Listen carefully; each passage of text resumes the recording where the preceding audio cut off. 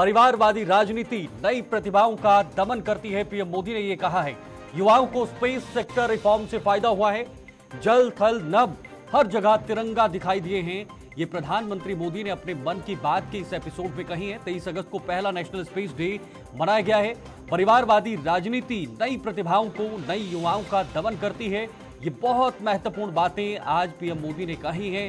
विधानसभा के चुनाव भी होने, उसके नजरिए से भी परिवारवाद को लेकर जो हमेशा से प्रधानमंत्री मोदी ने जो कहीं ना कहीं हमले किए हैं, जो तीर छोड़े हैं, एक बार फिर से मन की बात के जरिए इनडायरेक्टली निशाना साधने की कोशिश की है। उन्होंने कहा है कि परिवारवाद की राजनीति नई प्रतिभाओं का दमन करती है, उन्हें आगे आने का मौका नहीं देती है। यही वजह है कि लंबे समय से परिवार जो हैं वो इस देश में या राज्यों में राज करती हैं। नए युवाओं को मौका नहीं मिलता है, नई प्रतिभाओं को मौका नहीं मिल रहा है। तो ये तमाम बातें कहीं आपने भी इसमें सुना होगा। और उत्तराखंड सीएम ने भी मन की बात को सुना।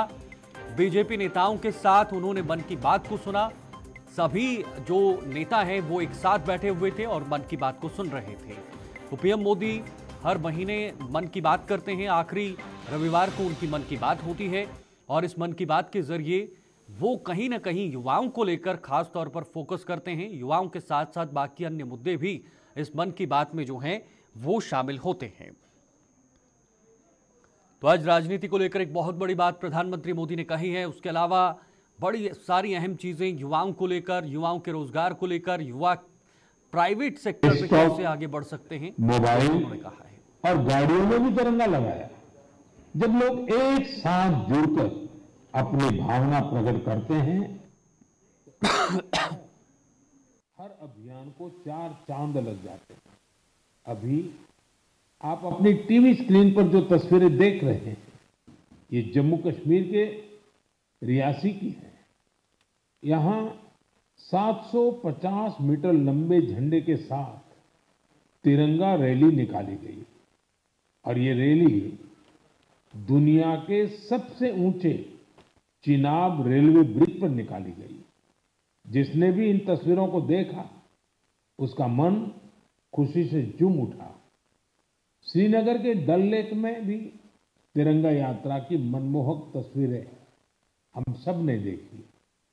अरुणाचल प्रदेश के ईस्ट कामेंग जिले में भी 600 फीट लंबे तिरंगे के साथ यात्रा निकाली गई। देश के अन्य राज्यों में भी इसी तरह हर उम्र के लोग ऐसी तिरंगा यात्राओं में शामिल हुए। स्वतंत्रता दिवस अब एक सामाजिक पर्व भी बनता जा रहा है। ये आपने भी अनुभव किया होगा। लोग अपने घरों को तिरंगा माला से सजाते हैं। स्वयं सहायता समूह से जुड़ी महिलाएं लाखों झंडे तैयार करती हैं। ई कॉमर्स प्लेटफॉर्म पर तिरंगे में रंगे सामानों की बिक्री बढ़ जाती है। स्वतंत्रता दिवस के अवसर पर देश के हर कोने, जल थल नभ हर जगह हमारे झंडे के 3 रंग दिखाई दिए। हर घर तिरंगा वेबसाइट पर 5 करोड़ से ज्यादा सेल्फी भी पोस्ट की गई। इस अभियान ने पूरे देश को एक सूत्र में बांध दिया है और यही तो एक भारत श्रेष्ठ भारत है। मेरे प्यारे देशवासियों, इंसानों और जानवरों के प्यार पर आपने कितनी सारी फिल्में देखी होगी, लेकिन एक रियल स्टोरी इन दिनों असम में बन रही है। असम में तिनसुकिया जिले के एक छोटे से गांव बारेकुरी में मोरान समुदाय के लोग रहते हैं और इसी गांव में रहते हैं हुलॉग गिबन, जिन्हें यहां होलो बंदर कहा जाता है। हुलॉग गिबन्स ने इस गांव में ही अपना बसेरा बना लिया है। आपको जानकर आश्चर्य होगा, इस गांव के लोगों का हुलॉग गिबन के साथ बहुत गहरा संबंध है। गांव के लोग आज भी अपने पारंपरिक मूल्यों का पालन करते हैं। इसलिए उन्होंने वो सारे काम किए जिससे गिबन्स के साथ उनके रिश्ते और मजबूत हो। उन्हें जब ये एहसास हुआ कि गिबन्स को केले बहुत पसंद है, तो उन्होंने केले की खेती भी शुरू कर दी। इसके अलावा उन्होंने तय किया कि गिबन्स के जन्म और मृत्यु से जुड़े रीति रिवाजों को वैसे ही पूरा करेंगे जैसा वे अपने लोगों के लिए करते हैं। उन्होंने गिबन्स को नाम भी दिए हैं। हाल ही में गिबन्स को पास से गुजर रहे बिजली के तारों के कारण मुश्किलों का सामना करना पड़ रहा था। ऐसे में इस गांव के लोगों ने सरकार के सामने इस मामले को रखा और जल्द ही इसका समाधान भी निकाल लिया गया। मुझे बताया गया है कि अब ये गिबन्स तस्वीरों के लिए पोज भी देते हैं।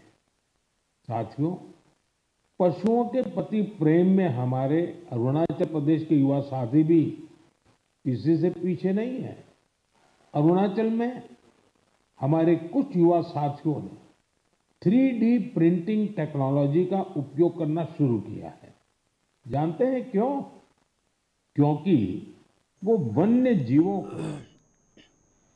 तो आप ये जो तस्वीरें देख रहे हैं, ये उत्तराखंड के देहरादून में, जहां पर मुख्यमंत्री धामी खुद ये मन की बात अपने मंत्रियों को और अपने नेताओं के साथ सुन रहे थे, क्योंकि आज मन की बात प्रधानमंत्री मोदी के इस महीने के आखिरी रविवार को जो हो रहा था, उसमें मात्र उत्तराखंड ही नहीं बल्कि हर जगह जहां पर भी बीजेपी शासित प्रदेश हैं, बीजेपी शासित राज्य हैं, वहां पर मन की बात कार्यक्रम तमाम नेताओं ने सुना और इस पर लंबर करने की कोशिश की है। साथ ही साथ देश को ये संदेश देने की कोशिश प्रधानमंत्री मोदी द्वारा की जाती है कि कैसे अपने देश को आगे बढ़ाना है, इस देश में विकास करना है। युवाओं समेत अन्य जो भी जितने भी वर्ग इस देश में हैं, उनको लेकर एक साथ एक सम्मान आगे बढ़कर जो है वो उन्हें किसी जगह तक पहुंचाना है। तो पिछले कई सालों से प्रधानमंत्री मोदी लगातार मन की बात कर रहे हैं और अब लगभग 100 से ज़्यादा एपिसोड भी इस मन की बात के हो चुके हैं और लगातार अभी भी ये मन की बात इसी तरह से चल रहा है। तो चलिए आगे बढ़ेंगे। एक और बड़ी जानकारी इस वक्त आ रही है, ये बड़ी खबर दिल्ली से, जहां पर पार्टी मुख्यालय में बीजेपी सीईसी की बैठक होनी है। हरियाणा जम्मू कश्मीर चुनाव को लेकर इस वक्त की बड़ी खबर, हरियाणा और जम्मू कश्मीर में विधानसभा के चुनाव होने हैं, उसके लिए उम्मीदवारों के नामों पर चर्चा हो रही है। बैठक के बाद देर रात तक बीजेपी की लिस्ट आ सकती है, बीजेपी के नामों पर मोहर लग सकती है। इंतजार सभी का है कि कब इस पर मोहर लगेगी, लेकिन फिलहाल पार्टी मुख्यालय में बीजेपी सीईसी की बैठक हो रही है और यह हरियाणा जम्मू कश्मीर चुनाव को लेकर बैठक इस वक्त चल रही है। तो विधानसभा के जो उम्मीदवार हैं, जो मैदान में प्रत्याशी उतारने हैं, उसको लेकर मंथन हो रहा है, चर्चा हो रही है और शाम तक ये लिस्ट आ सकती है। सुबह तक ये फाइनल हो सकता है कि बीजेपी की तरफ से कौन से चेहरे हैं जिन्हें मैदान में उतारा है, चाहे वो हरियाणा हो या फिर जम्मू कश्मीर हो। तो उम्मीदवारों को लेकर यहां पर गहराई से मंथन हो रहा है, क्योंकि उम्मीदवार ही कहीं ना कहीं बीजेपी के लिए महत्वपूर्ण हिस्सा हो सकते हैं आने वाले समय में विधानसभा चुनाव में। लोकसभा चुनाव की गलती को यहां पर बिल्कुल भी बीजेपी जो है किसी भी कीमत पे दोहराना नहीं चाहेगी। तो बैठक के बाद देर रात तक बीजेपी की पहली लिस्ट आ सकती है। पहले फेज में जम्मू कश्मीर के अंदर 24 सीटों पर चुनाव होने हैं। उन 24 सीटों पर कौन से 24 प्रत्याशी होंगे, कौन से चेहरे होंगे जिनको आजमाया जा सकता है, जिन पर दाव लगाया जा सकता है, क्या वो नए चेहरे होंगे? ऐसे माना जा रहा है कि 80% ऐसे चेहरे हैं जिन्हें बीजेपी बदला जो है वो कर सकती है, जिनका चेहरा बदल सकती है। 2014 में जब चुनाव हुए थे, उन चेहरों को यहां पर मौका नहीं मिल सकता है और अब नए चेहरे या फिर युवा चेहरे इसमें शामिल किए जा सकते हैं। ताबिश कमाल एक बार फिर से हमारे साथ इस वक्त दिल्ली से जुड़ चुके हैं हमारे सहयोगी, मैं सीधे उन्हीं के पास जाना चाहूंगा। ताबिश, महत्वपूर्ण बैठक सीईसी की बीजेपी की तरफ से और सीधे मंथन हो रहा है कैंडिडेट्स पर, क्या कुछ अपडेट्स अभी तक ताजा अपडेट्स निकल कर आ रही हैं? पीतल, देखिए मैं आपको बता दूं कि ये बैठक आज देर शाम होनी है। फिलहाल अभी पार्टी में ऐसा कोई मंथन नहीं हो रहा है। जो मंथन होना था वो 2 दिन पहले हो चुका है। बीजेपी के राष्ट्रीय अध्यक्ष जेपी नड्डा के घर पर एक बैठक हुई थी जिसमें पार्टी के तमाम सीनियर लीडर मौजूद रहे थे। जम्मू कश्मीर के भी तमाम लीडर वहां पहुंचे थे।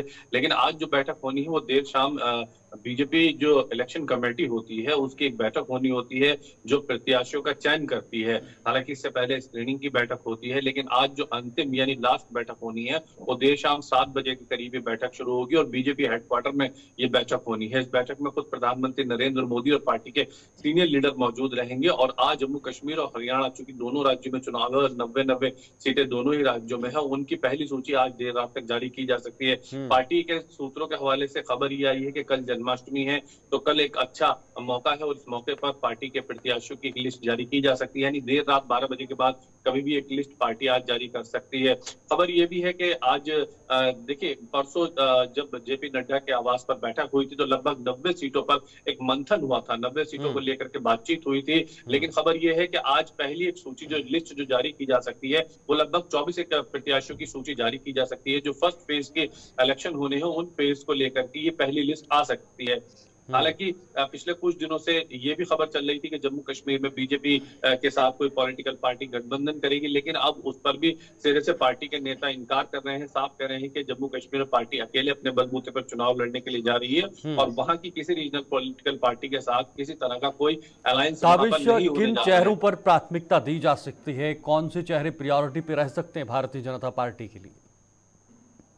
बिल्कुल, देखिए शीतल, जहां तक पार्टी के चेहरों की बात की जाए तो एक एक सीट पर लगभग 4 से 5 नाम यहाँ पर पहुंचे हो और इसलिए 2 दिन पहले ये जो मीटिंग हुई थी ये सहमति बनाने के लिए हुई थी। ये पहली बार ऐसा देखा जा रहा है कि एक एक सीट पर 4 से 5 नाम ऊपर भेजे जा रहे हो और उसमें सहमति बनाने के लिए एक अर्जेंट बेसिस मीटिंग की जा रही है पार्टी मुख्यालय में। और दूसरी बात यह कि पार्टी के लोगों का ये कहना है, पार्टी के जो सीनियर लीडर हैं उनका साफ ये कहना है कि इस बार जो भी प्रत्याशी आएंगे उनका 2 क्राइटेरिया रखा गया है। पहला तो ये है कि वो यंग होंगे, दूसरा ये है कि 60 साल से कम उम्र वाले प्रत्याशियों को ज्यादा टिकट दिए जाएंगे, यानी बुजुर्ग उम्मीदवारों को इस बार साइडलाइन किया जा सकता है। युवा चेहरों पर, युवा ब्रिगेड पर पार्टी इस बार दांव लगा सकती है। बिल्कुल। और दूसरी अहम बात ये भी है कि चुनौतियां क्या होंगी बीजेपी के सामने, क्योंकि फिल्ट्रेशन करना है खासतौर पर जम्मू कश्मीर के अंदर 2014 के बाद चुनाव नहीं हुए हैं विधानसभा के, ऐसे में चुनौतियां ज्यादा होंगी। बिल्कुल, देखिए 2014 की अगर हम बात करें तो उसके बाद तो 370 और 35 भी हटाया गया। उसके बाद यूटी बनने के बाद पहली बार हो रहा है, चूंकि जम्मू कश्मीर राज्य के लोगों की हमेशा ये मांग रही है कि यूटी को हटा करके पूर्ण राज्य का दर्जा दिया जाना चाहिए। भले ही 370 और 35 को लोग भूल भी जाएं, लेकिन यहाँ पर सवाल उठता है राज्य का दर्जा, जो राज्य का दर्जा बहुत अहम है जिसको जम्मू कश्मीर की आवाम चाहती है। ऐसे में बीजेपी, ये तमाम सवाल होंगे चुनाव के दौरान बीजेपी के पास में, जो जनता के पास वो पहुंचेगी। लेकिन देखना। चलिए, बहुत बहुत शुक्रिया आपका ताबिश, ये तमाम जानकारी साझा करने के लिए। फिलहाल इस वक्त हमारे साथ हमारे वरिष्ठ सहयोगी, वरिष्ठ पत्रकार विनोद कुमार जी भी जुड़ चुके हैं। मैं सीधे उन्हीं के पास जाकर जम्मू कश्मीर के चुनाव को लेकर, खासतौर पर आज जो बीजेपी की बैठक होनी है उसको लेकर क्या कुछ गहमा गहमियां चल रही हैं। विनोद जी, बहुत बहुत स्वागत और बहुत बहुत शुक्रिया समय देने के लिए। विनोद जी, किस तरह से देखते हैं, बीजेपी में मंथन जारी है, कांग्रेस में भी मंथन जारी है और बीजेपी और कांग्रेस के लिए दोनों जो राज्य हैं वो सर्वोपरि हैं, चाहे वो हरियाणा हो, जम्मू कश्मीर हो। लेकिन मुझे लगता है कि ज्यादा नजरें इस वक्त दोनों पार्टियों की, अगर सबसे ज्यादा नजरें हैं तो वो जम्मू कश्मीर पे हैं। तो क्या लगता है जो चेहरे निकलकर सामने आएंगे किस आधार पर होंगे और चेहरों को किस तरह से प्राथमिकता दी जाएगी, किन चेहरों को प्राथमिकता दी जा सकती है? और जो लोकसभा चुनाव में बीजेपी ने कुछ गलतियां की थी, चाहे वो उत्तर प्रदेश में हो या बाकी अन्य जगहों पर हो, तो क्या उन गलतियों को बिल्कुल भी दोहराना नहीं चाहेगी? शीतल, एक चीज मैं आपको स्पष्ट कर दूं, ये सिर्फ कांग्रेस और भारतीय जनता पार्टी के लिए इलेक्शन इम्पोर्टेंट नहीं है। समूचे विश्व की निगाहें जम्मू कश्मीर के इस चुनाव पर। उसकी वजह ये भी है कि जब 5 अगस्त 2019 को संवैधानिक बदलाव किया गया था, 370 में संशोधन किया गया, 35A रिपील किया गया, तो पाकिस्तान के हाथ से कश्मीर इशू जैसे रेत मुट्ठी से निकल जाती वैसे निकल गया था। और पाकिस्तान ने इस्लामिक कंट्रीज में जाकर के भी झोली फैलाई थी, यूनाइटेड नेशन में भी जाकर के झोली फैलाई थी। ऐसा कोई भी बड़ी कंट्री नहीं थी जहां पर पाकिस्तान ना गया हो और पाकिस्तान को मुंह की खानी पड़ी। और उसके बाद आप ये सोच सकते हैं कि 5 अगस्त 2019 के बाद से अब अगर 24 में इलेक्शन हो रहे हैं तो सबकी निगाहें वहीं पर रहेंगी। दूसरी बड़ी बात आपने कही, कांग्रेस के लिए भी ये बहुत इंपॉर्टेंट इलेक्शन है, उसी तरीके से भारतीय जनता पार्टी के लिए भी बड़े इलेक्शन है। कांग्रेस खुले तौर पर 370 का विरोध नहीं करती है, इसमें कोई दो राय नहीं है, लेकिन कहीं ना कहीं पूर्ण राज्य की डिमांड जरूर कर रही है। लेकिन वो चाहेगी कि जो 5 अगस्त 2019 को हुआ है, जो फैसला लिया गया था, ये नतीजों, जो चुनावी नतीजे होंगे उस बात की तस्दीक करेंगे कि क्या उसको जनता ने इंडोर्स किया है या जनता ने आउटराइटली रिजेक्ट किया है। बस इसलिए ये बहुत इंपॉर्टेंट इलेक्शंस है। ठीक है विनोद जी, कांग्रेस की बात करें तो जिस तरह से उन्होंने पहले नेशनल कॉन्फ्रेंस के साथ गठबंधन किया, खुले तौर पर उनके मुद्दों पर जो है वो कांग्रेस समर्थन नहीं कर रही है, चाहे वो 370 का मुद्दा हो या पाकिस्तान के साथ बातचीत का मुद्दा हो या पीएसए का मुद्दा हो। ये जो प्रमुख मुद्दे नेशनल कॉन्फ्रेंस की तरफ से रखे गए हैं। पीडीपी की बात करें, पीडीपी का मैनिफेस्टो भी सामने आ चुका है, हूबहू कुछ उसी तरह के मुद्दे जो हैं वो पीडीपी की तरफ से रखे गए हैं, लेकिन कांग्रेस ने पीडीपी के लिए भी दरवाजे खोल दिए हैं। तो क्या सेफ हैंडेड बैटिंग यहां पर कांग्रेस करना चाह रही है ताकि उसको बाकी राज्यों में नुकसान ना हो? एक नैरेटिव सेट करने का प्रयत्न किया गया था, जिसको कहीं ना कहीं गृहमंत्री अमित शाह ने जो 10 सवाल राहुल गांधी, खड़गे और कांग्रेस से पूछे हैं, उससे सारी चीजें स्पष्ट हो गई हैं। क्या ये दोबारा से चाहते हैं कि 2 संविधान हो, 2 निशान हो, 2 प्रधान हो? क्या ये दोबारा से चाहते हैं कि यहाँ पर आतंकवाद फैले? क्या ये दोबारा से चाहते हैं कि क्रॉस एलओसी ट्रेड हो? पीएसए को हटाने का मतलब क्या है? इवन तो पीपल्स डेमोक्रेटिक पार्टी ने यहाँ तक कह दिया कि arm force special power act भी हटाया जाना चाहिए। लेकिन एक नैरेटिव सेट किया है बीजेपी ने कि ये जो मैनिफेस्टो नेशनल कॉन्फ्रेंस का है और उसका समर्थन कांग्रेस कर रही है, ये बिल्कुल स्पष्ट है कि कहीं ना कहीं कांग्रेस को 370 और 35 के स्टैंड पर अपना स्पष्टीकरण देना होगा। और साथ साथ दूसरी बड़ी बात ये कि किस तरीके से क्रॉस, तो क्या ये जो 370 और 35A का मुद्दा है, ये कांग्रेस को कहीं ना कहीं बैकफुट पर लेकर जा रही है विधानसभा चुनाव में, जम्मू कश्मीर के अंदर खास तौर पर, या इसका कोई इम्पैक्ट हरियाणा के अंदर भी देखने को मिल सकता है? डेफिनेटली आप देखिए 35A रिपील किया गया, उसकी वापसी की बात करते हैं, 370 की वापसी की बात करते हैं। दूसरी बड़ी बात यह है कि पाकिस्तान से बातचीत करने की बात करते हैं कि मुस्तकबिल के लिए, जम्मू कश्मीर के मुस्तकबिल के लिए पाकिस्तान पड़ोसी मुल्क से बातचीत होना जरूरी है। इसका इम्पैक्ट हरियाणा में भी पड़ेगा और जम्मू कश्मीर में तो पड़ेगा ही पड़ेगा। हालांकि कश्मीर में कश्मीरी आवाम को ये सूट करता है और इसीलिए मैनिफेस्टो की टॉप प्रायोरिटीज में इसको लिया गया है। लेकिन नेचुरल में देखा जाए तो हरियाणा में भी इसका इम्पैक्ट पड़ेगा और जम्मू प्रोविंस की जो हिंदू बहुल विधानसभा हल्के हैं उसमें भी इसका इम्पैक्ट साफ देखने को मिलेगा। विनोद जी, अपडेट आ रही है कि कांग्रेस के 2 धड़े बन गए हैं। एक धड़ा पूरी तरह से कांग्रेस से नाराज है, हाईकमान से नाराज है, और हाईकमान से पूछा जा रहा है कि छोटे कार्यकर्ताओं से कोई सलाह नहीं ली जा रही है, छोटे कार्यकर्ताओं को पूछा नहीं जा रहा है कि क्या चुनाव में क्या उनकी भागीदारी रहेगी, उन्हें चुनाव लड़ने का मौका नहीं दिया जा रहा है। ये जो गुटबाजी या जो 1-2 धड़े कांग्रेस के अंदर अब तैयार हुए हैं, ये एक नुकसान का एक चिन्ह हो सकता है कांग्रेस के लिए। और दूसरा सवाल रहेगा, आज जिस तरह से उम्मीदवारों पर मंथन हो रहा है सभी पार्टियों की तरफ से, बीजेपी हो सकता है देर रात में अपनी सूची जारी कर सकती है। बीजेपी के सामने वो क्या चुनौतियां हैं, खास तौर पर जो कैंडिडेट सामने निकल कर लाने हैं? क्योंकि बीजेपी के ऊपर इस तरह चीज़ें भी निकल कर आई थी उत्तर प्रदेश में, जहां पर पैराशूट कैंडिडेट्स कह रहे थे कि जो बाकी पार्टियों से आए हुए लोग थे उनसे चुनाव लड़ाए गए थे, उसका खामियाजा उन्हें भुगतना पड़ा था। कांग्रेस की बात नहीं है ये, बीजेपी भी, सभी सियासी जमातों में जब जब इलेक्शंस होते हैं इस तरह के मुद्दे सामने आते हैं कि जो कार्यकर्ता कहते हैं, जो स्टेक होल्डर्स हैं, उनको कॉन्फिडेंस में नहीं लिया जा रहा है, उनसे पूछे बिना पैराशूट कैंडिडेट्स को उतारा जा रहा है। ये सभी सियासी जमातों के लिए रहते हैं। लेकिन कांग्रेस के साथ दुर्भाग्य की बात यह है कि जो लोग लंबे समय से, आप सोच लीजिए कि 2014 के बाद से अपनी कॉन्स्टिट्यूंसीज में तैयारियां कर रहे थे, उनको पूरा भरोसा था कि उनको टिकट मिलेगी, लेकिन वो सीटें जो हैं अलायंस के चलते नेशनल कॉन्फ्रेंस के खाते में जा रही हैं। तो आप अंदाजा लगा दीजिए उस कैंडिडेट पर क्या बीतेगी और क्या वो कैंडिडेट अपना वोट कांग्रेस के बजाय नेशनल कॉन्फ्रेंस में डाइवर्ट कर पाएगा। बड़ी एग्जांपल यह है कि chief spokes person Arvinder Sharma, उनकी कॉन्स्टिट्यूंसी पर भी दावा जो है नेशनल कॉन्फ्रेंस कर रही है, ऐसे विजयपुर में वो भी दावा नेशनल कॉन्फ्रेंस, ऐसे बहुत सारी कॉन्स्टिट्यूंसीज हैं जिसमें लोग तैयारी कर रहे थे लेकिन दावा ठोक दिया नेशनल कॉन्फ्रेंस ने। इसलिए थोड़ी सी नाराजगी, थोड़ी नहीं ज्यादा नाराजगी वर्कर्स और उम्मीदवारों में, जिन्होंने लंबा समय दिया, 2014 से लेकर 2024 तक इंतजार किया है।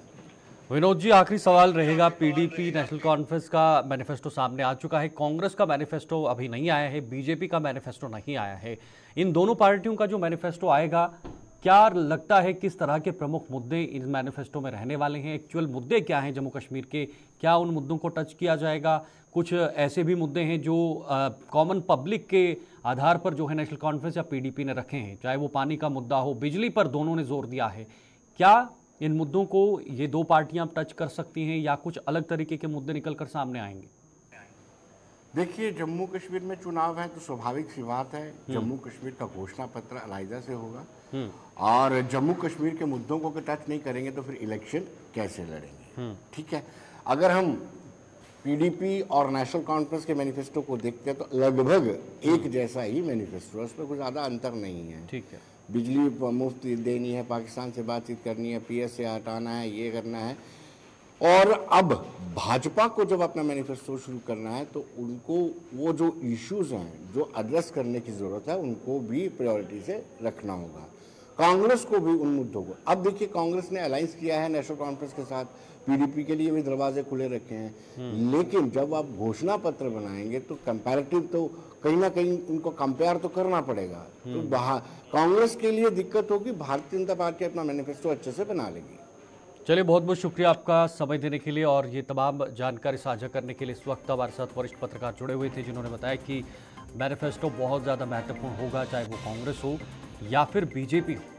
लेकिन सबसे बड़ा सवाल, सबसे अहम सवाल ये है कि कांग्रेस का मैनिफेस्टो किस तरीके का होगा, क्योंकि नेशनल कॉन्फ्रेंस के साथ गठबंधन है, तो क्या उस कांग्रेस में मेल होगा या नहीं, कांग्रेस के घोषणा पत्र में मेल होगा या नहीं, या फिर कुछ अलग तरीके से कांग्रेस अपना घोषणा पत्र लेकर आएगी। इसका सबको इंतजार रहेगा। अभी के लिए फिलहाल इतना ही, दीजिए इजाजत, नमस्कार।